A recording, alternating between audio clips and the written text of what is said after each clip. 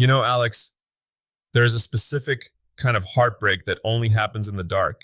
It's that moment you're halfway through a perfect rip cut, the grain is looking beautiful, the blade is singing, and then clunk.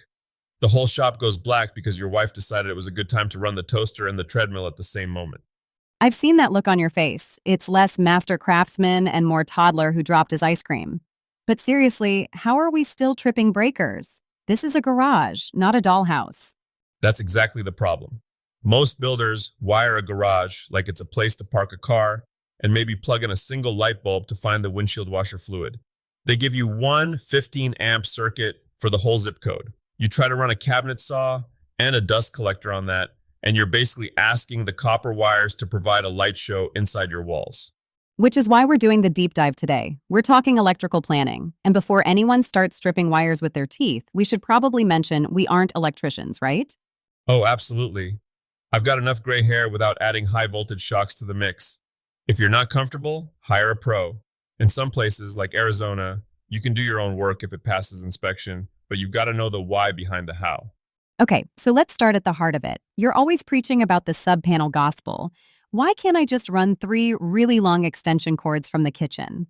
Because I'd like you to stay alive, for starters. Think of your main house panel like a giant water main. If you try to pull all your shop power through one tiny hose, the pressure drops. That's voltage drop, and it's a silent killer for motors. It makes them run hot, and heat is the arch nemesis of that expensive table saw you just bought. A sub-panel is like putting a dedicated reservoir right in the shop. So how big are we talking? Give me the numbers. For a one-person shop, 60 amps is your get-out-of-jail-free card. It covers your lights, a beefy tool, and the vacuum. But honestly, if you're pulling the wire anyway, go for 100 amps. The price jump between a 60 and a 100 amp box is basically the cost of a mediocre lunch.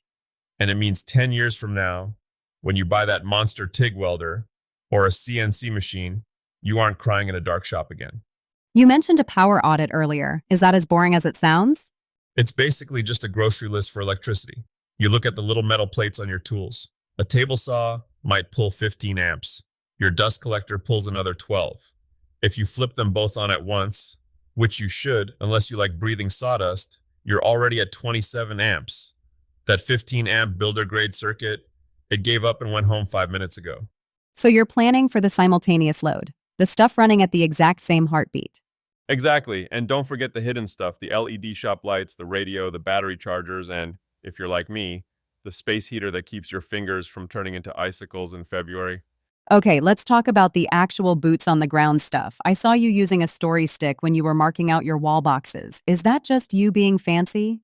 It's the opposite of fancy. It's being lazy in the best way possible. Instead of pulling a tape measure 50 times and getting 50 different heights because I'm squinting at the lines, I take a scrap piece of 2x4 and mark it at 44 inches. Why 44? That seems specific. Because plywood comes in 4-foot sheets. If you put your outlets at 12 inches off the floor like a living room, the moment you lean a sheet of Baltic birch against the wall, your power disappears. At 44 inches to the bottom of the box, the outlet sits right above the top of a sheet or your workbench. You aren't playing hide and seek with the plug every time you need to sand something. That's actually brilliant. And what about the boxes themselves? I've seen the tiny ones and the ones that look like they could hold a sandwich. Go deep. Always go deep.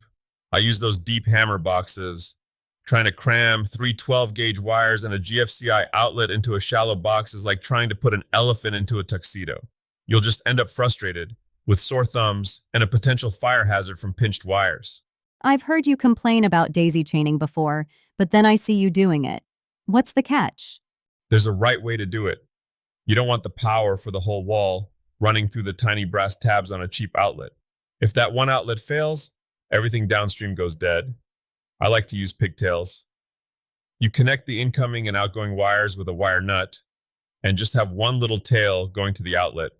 It's like a bypass lane on the highway. Practical. Now let's talk 240 volts. For the average person, that sounds like danger zone territory. It's just big boy power. If you're serious about woodworking or metalwork, 240V is your best friend. It lets you run larger motors more efficiently.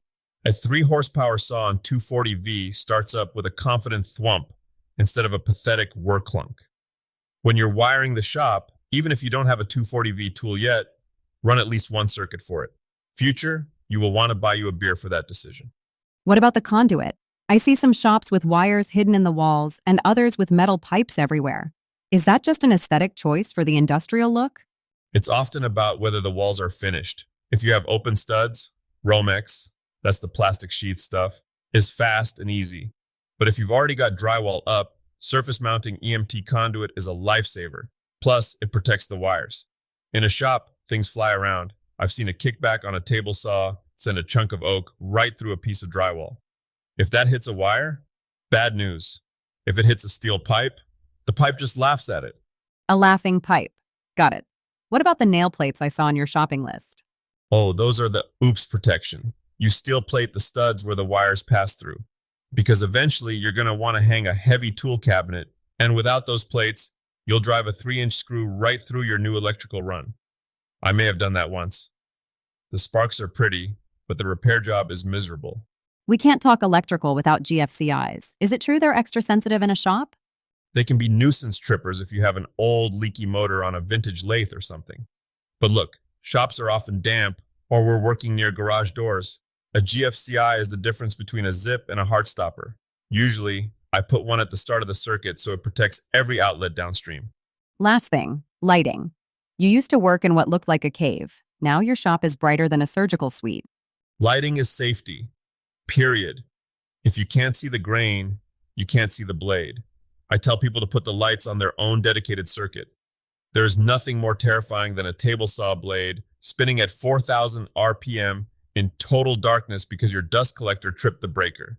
You want the lights to stay on even if the tools quit. That's a haunting image. The spinning blade in the dark. Sounds like a bad horror movie. It's a horror movie where the ending involves a trip to the ER. We avoid those. So, the big takeaway today. Plan for the shop you want, not just the shop you have. Exactly. Overbuild the infrastructure. You can always buy a better chisel later, but ripping out drywall to add a 20-amp line is a chore that'll make you want to take up knitting instead. And use a story stick so your outlets don't look like a drunk person installed them. Precisely. Respect the copper, keep your lights on a separate loop, and maybe buy a sub panel that has more room than you think you need. Your future self is waiting to thank you. Thanks for the walkthrough, Tiger. I think I'm actually ready to go look at my breaker box without flinching. Just keep one hand in your pocket and your eyes on the schematic. We'll get that shop humming.